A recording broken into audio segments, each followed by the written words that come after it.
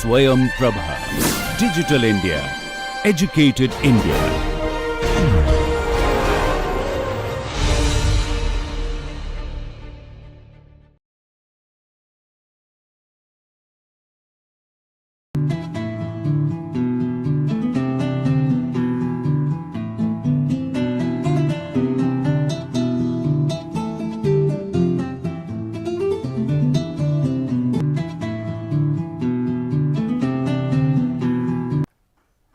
Namaskar. Now today we begin with our next lecture in our course on sales and distribution management, and this is lecture number 33, which is on sales quota. We have already begun our discussion on sales quota in the previous lecture, which was lecture 32. We shall continue with the same topic in this lecture in our course on sales and distribution management. Now, the various concepts covered in sales quota are the meaning of sales quota, the rationale behind sales quotas, the objective of setting sales quotas, and the types of sales quotas. Now, we have discussed this in the previous lecture. Now, we shall move on with our discussion on the methods for setting sales quotas, how do you administer the quota system, and what are the guidelines for setting and administering a good sales quota system. So, let us begin with our discussion on sales quota. Now, coming to a brief recap, if you remember, we said that a sales quota is a quantitative objective and it is assigned to a marketing or a sales unit, and with the objective that a desired level of sales volume can be attained within a time frame, and the quota is assigned to a marketing unit or to a sales unit, and the unit here may be a person, as an individual salesperson, or it could be a branch or a region or a zone. Or the quota could also be set for a marketing unit or a sales unit like a channel partner, and these quotas may be set for sales volume or for expense or for profit, as well as for selling and non-selling activities. So, the quota is a quantitative objective assigned to a marketing or a sales unit, and this marketing or sales unit could be a division or a zone or a region or a branch or an individual salesperson, and the quotas here can be set for sales volumes or for expenses and profits, as well as for selling and non-selling activities. In the previous lecture, we spoke about the various types of sales quotas, where we said that we have the sales volume quota, which could either be spelled out in currency or in terms of units or in terms of points, and then we spoke of the expense quotas, where we said that it relates to the gross profits and the net profits and the selling expenses, and then we spoke about the activity quotas and a combination of each of these, which can be used by organizations depending upon the kind of product they are selling, depending upon the kind of segment they are catering to, and the kind of market conditions. So, now let us continue with the next topic of discussion under this under sales quotas, which is how do you go about setting sales quotas, or what are the methods for setting sales quotas. So, the different methods may be used to set sales quotas, and these could be based or derived from on the basis of the following methods.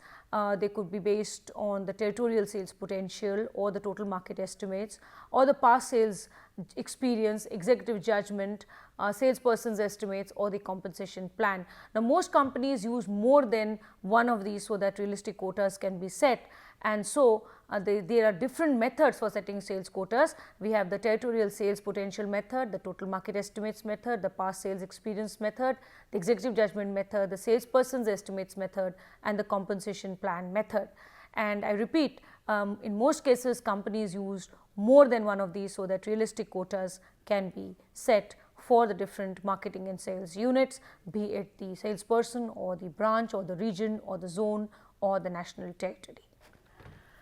So, let us first begin with the first method, which is the territorial sales potential method for deciding or determining quotas. Now, the sales volume quota here is determined on the basis of the sales potential in a particular sales territory, and the sales potential here represents the maximum sales that a sales organization can achieve in a particular period. Now, deriving the sales targets or the sales quota from the territorial sales potential is appropriate in those conditions where the territorial sales potential is in coherence or in conjunction with the territorial design, and a bottom up approach has been used for determining the sales estimates. We have spoken about the top down and the bottom up approach on sales forecasting and on sales planning in the previous lectures. So, in those cases where the territorial sales potential is in coherence with the territorial design and where a bottom up approach is used for determining sales estimates, the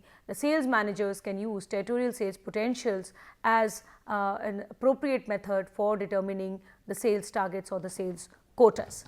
Now, generally companies follow the following procedure. They estimate the industry sales forecast or the market potential for the next year using the sales forecasting methods. Then the multiple factor index or the MFI for each territory is calculated. The MFI is based on the factors that influence the sales of a product and are assigned weights matching the degree of sales opportunities. So, the multiple factor index or the MFI for each territory is calculated, and this MFI is based on such factors which influence the sales of a product, and these are assigned weights matching the degree of sales opportunities. Next, this industry sales forecast in a territory for the next year is calculated. This is the territorial market potential and is equal to the industry sales forecast for the next year multiplied by the MFI for each territory. Finally, the territorial sales quota is determined, which is equal to the territory market potential multiplied by the estimated market share of a company in a particular territory. So, companies first estimate the industry sales forecast or the market potential for the next year. They can use different kinds of sales forecasting methods for this. Then the multiple factor index or the MFI for each territory is calculated. The MFI is based on the factors that influence the sales of a particular product, and these are assigned weights matching the degree of sales opportunities. After this, the industry sales forecast in a territory for the next year is determined, and this is the territory market potential, and it is equal to the industry sales forecast for the next year multiplied by the MFI for each territory. And finally, the territory sales quota is determined, which is equal to the territory market potential multiplied by the expected market share of an company and its products in a particular territory. Now, the second method which may be used to set quotas is the total market estimates. Now, this method is used by companies which do not have sales force estimates for their defined territories, and in this case the top down approach is used. We have spoken about the top down approach in previous lectures. The company can either divide the total sales estimates into relative sales opportunities by using a suitable index, or it can convert the company's sales estimates into a national sales target by using an index of relative sales opportunities, which can further be then classified across or categorized across zones, regions, branches, and to individual salespeople. So, the total market estimates is used in situations where the sales force estimates for the defined territories are not available, and the top down approach is used. So, the companies either divide the total sales estimates into relative sales opportunities by using a suitable index, or they can convert the company sales estimates into a national sales target by using an index of relative sales opportunities across territories and zones, which they can further then divide across zones, regions, and branches and to individual salespersons. So, how do companies go about doing this? They first estimate the industry sales forecast or the market potential for the next year using the sales forecasting method. Then the company's estimated market share for the next year is calculated. After this, the company's sales forecast for the next year is determined. This equals industry sales forecast or the market potential multiplied by the company's estimated market share for next year.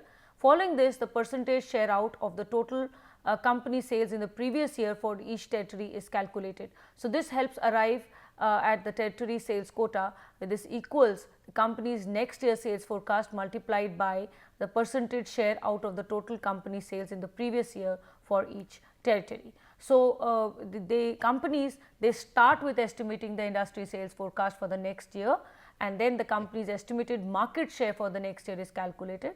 After this, the company's sales forecast for the next year is determined, which this equals industry sales or market potential multiplied by the company's estimated market share for the next year. After this, the percentage share out of the total company sales in the previous year for each territory is calculated, and this will help us reach a figure which is the territory sales quotas, and this equals the company's next year sales forecast multiplied by the percentage share out of the total company sales in the previous year for each territory. So, in this way companies set the sales quotas based on the total market estimates. The third method which companies can use to decide on the sales quotas is the past sales experience. In this method, the quota is set on the assumption that there is a relationship between the past sales of the company and the future sales of the company. So, what companies do is they take the data for the past year or past years. So, the past year's sales, either one or an average of previous 3 to 5 years sales is taken, and a subjective percentage is added. This subjective percentage is a very arbitrary figure. And it may be a random figure or a percentage by which the market is expected to grow in future, and in this way each territory's sales quota is set. However, there is a problem with this method. The very premise of the method that future sales are based on past sales may not be a correct assumption, and hence it is important that this method is not used solely. It must be used with other methods. So, because in case the company has had not so good sales in the past because of poor sales coverage or because of poor performance of the sales people, then the method would lead to faulty estimates for the future and will continue to give faulty figures in future for perpetuity. So, this is the reason why this method is not appropriate to be used alone or in sole. Also, in case the past performance goes unobserved, such errors would be perpetually repeated. So, that is the reason why this method is not recommended to be used with full validity, and it must always be used in with other methods. Often it happens that the company is not able to perform well, or it does not generate sufficient sales because of poor performance of the sales force, because they do not lack the knowledge, skills and abilities, or because they are not motivated enough to perform. So, in such cases, depending upon past sales figures may not be to predict the future may not be wise. Similarly, it may so happen that the company has not performed well in the past because of certain market conditions which were adverse to the company, and if in cases where the market condition has improved or things are better for the organization, depending upon past figures may not again be right. So, that is how this method suffers from limitations. Past sales figures and past sale trends may be just one of the factors for deciding the sales quota, and so this method must be used with other methods.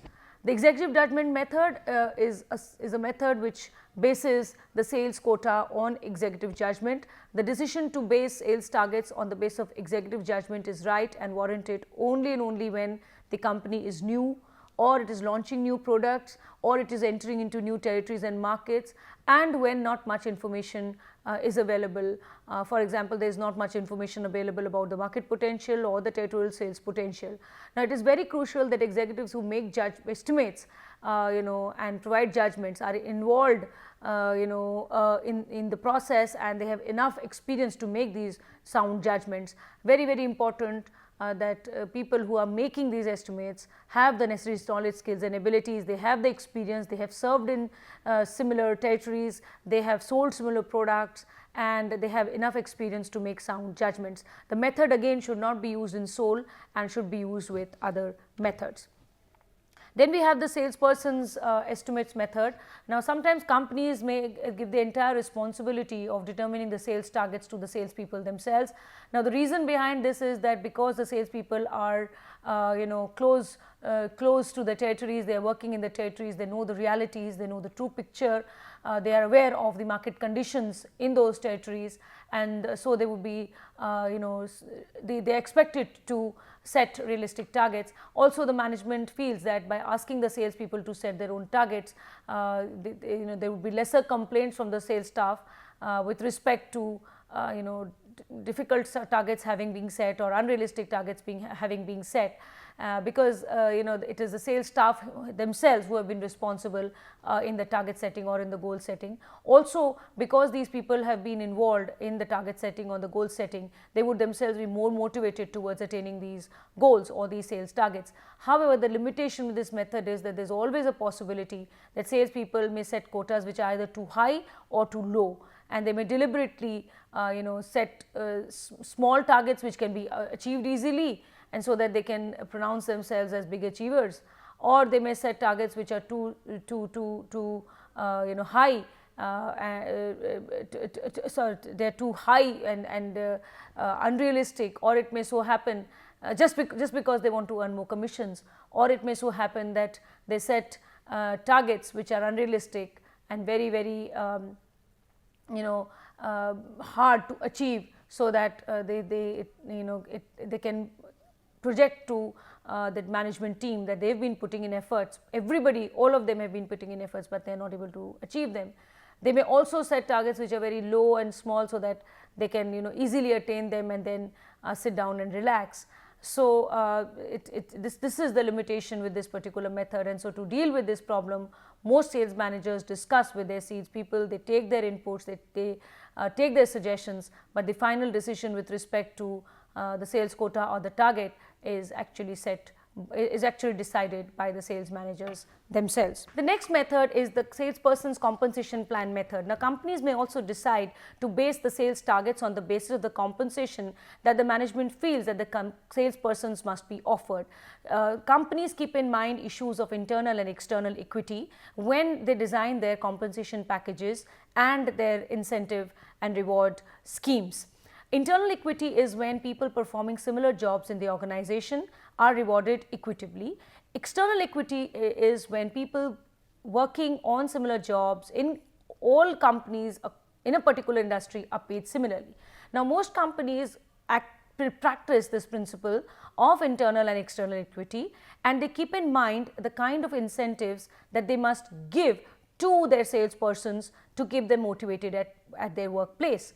However, too much of reward or too much of incentives would mean that the company would lose out on finances or on money which it could use later for other activities. So, companies decide on the kind of compensation or the limits to the kind of compensation that they can afford to give to their salespersons, and accordingly, keeping in mind principles of internal external equity, they set such targets which they feel if attained by the sales force can be rewarded, as well as there can be a feeling of equitable reward, as well as they would be a company would be in a position to save on money for other expenses to be taken care of.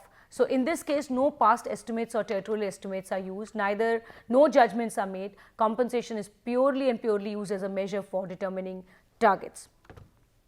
Now, coming to administering the quota system, sales quotas that are set must be reasonable, they must be realistic. The target should be such that they are well accepted by the salespeople, and the sales personnel must be kept well informed of the targets to be achieved, as well as they must be given feedback on their performance periodically. So, this would make the sales manager's job easy, as he would be able to secure full cooperation from the sales personnel. So, it is very important that sales quotas are set. They are difficult goals, but reasonable and realistic, and they are well accepted by the sales force, and the sales force are not only made aware of the targets that they must attain, but they are also given feedback on their performance periodically. So, sales quotas that are set must be reasonable and realistic. To be effective, targets formulated by an organization must be accurate, they may be fair and attainable. The more closely the targets are related to the sales potential, the higher would be the accuracy, and the targets must be objectively set, keeping in mind the conditions in the market as well as the characteristics of a respective sales territory, the job requirements on the sales job position, as well as the knowledge, skills, abilities of the sales force and the motivation of the sales force in a particular sales territory. Past performance of sales executives in a particular sales territory may be taken into consideration while formulating the sales targets or the sales quota for the sales staff, and while setting sales targets, managers must consult the sales force and take their opinion. The consent and acceptance of the sales personnel in target setting procedures must be kept in mind, because this would help attain goals in a much easier way, in a much better manner. The targets should be such that they are well accepted by the sales force. Sales personnel must be involved in the target setting. When they are involved in the process of determining sales targets, it becomes easy for the company to explain to them the reason behind the formulation of such targets, whether they are high or whether they are low, and the conflicts over reducing targets are also lessened in case the targets are set very high. Often it happens that because targets are set very high, there is a resistance from the sales team and from the sales personnel. So, such conflicts can be reduced if the sales people are included in the process of goal setting.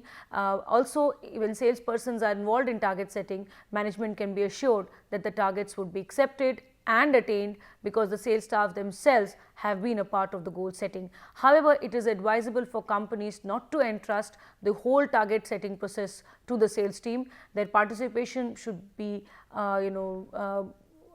solicited to smoothen the process of acceptance of the goal and to minimize chances of any kind of conflict that may happen later on.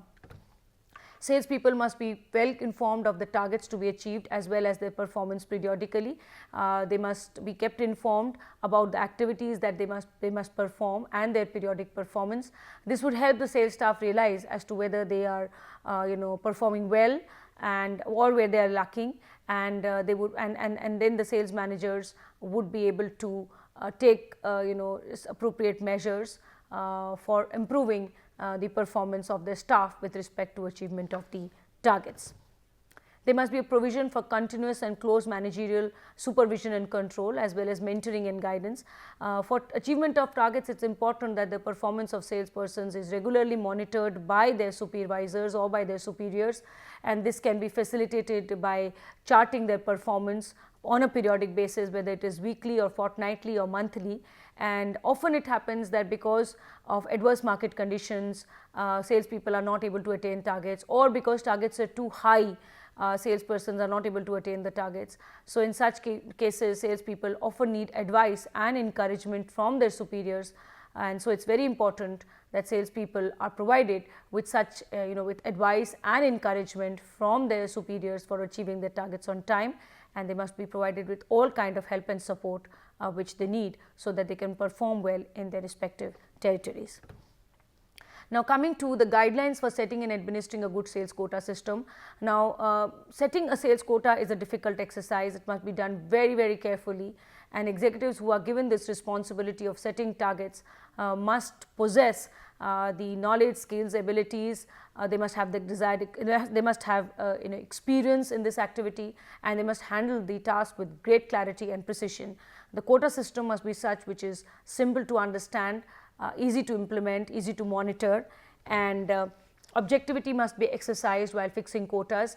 Targets must be based on facts, on figures, and keeping in mind the characteristics of a sales territory, and keeping in mind the market conditions prevailing in a sales territories. They must be realistic. The targets must be smart. When we speak of smart, it is specific, measurable, attainable, realistic, and time specific. Now, it is very important that targets are defined in terms of time, because until unless there is a time a limit, a plan in the form of a quota will never be attained. So, when we talk of planning, when we talk of control, both of which can be seen through a quota system. What is required majorly is the time dimension. So, quotas must be very time specific, which would speak about what has to be attained in what time period, and these goals must be specific, they must be measurable, they should be quantifiable, they must be realistic and attainable, and very time specific. If targets are too high, the salesperson will apprehend the futility of the effort and would not put in efforts at all. They would be demotivated and leave the organization, which would lead to high attrition rate. Again, this gets related to Room's expectancy theory of motivation, where if the targets are too high, salespersons would feel that their efforts would not in any way lead to the desired performance. So, targets should not be too high, because if they are too high, salespeople will apprehend the futility of their efforts and they will not put in any efforts at all, and they would sooner or later leave the organization and go, which would be damaging to the organization, in every, especially and in even more damaging in case the person leaves and joins the competitor's organization. If targets are low, company may forego the opportunity to earn higher sales and profits, as the salesperson may be just contented to reach the target and sell no more. So, whatever the targets are, they should be very realistic. They should not be low. If they are low, people would just attain them and then sit quietly and relax. They would not be too motivated or too excited to work harder to sell more. On the other hand, if they are high, people would not be motivated enough to perform, as they would feel that their efforts would not lead to the performance and it is going to be a futile effort. So, better they do not put in any effort at all. Also, there must be a provision for some flexibility, so that adjustments can be made in case of sudden changes with respect to demand or with respect to competitor strategies, etc. Sales managers must also ensure that the salespeople understand the quota. While setting quotas, they must involve their salespersons. Such a participation would serve as a motivational tool, as the salesperson would always want to attain such targets which they themselves have set. As I said a little while ago, this would reduce chances of conflict and resistance from the salespersons to the management, because the salespersons themselves would realize that they have been a part of this goal setting, and so they have no right to actually voice against the quota set by the management. Sales managers must also provide periodic feedback on the salesperson's performance, and they must ensure that they provide the right kind of help and support and mentor them to improve their performance. So, with this we come to an end of our discussion on the sales quotas. The references are still Kandif, Puri, Govani and Puri, Sales and Distribution Management, Pearson India 2017, Panda and Sahdev 2011 and 2012, Oxford University Press, and Havaldar and Kawale 2017, 3rd edition, Sales and Distribution Management, McGraw-Hill. With this we come to the end of the 3rd lecture on the 7th module of the course, and we also conclude our discussion on the sales quotas. I hope you found this lecture helpful. Thank you.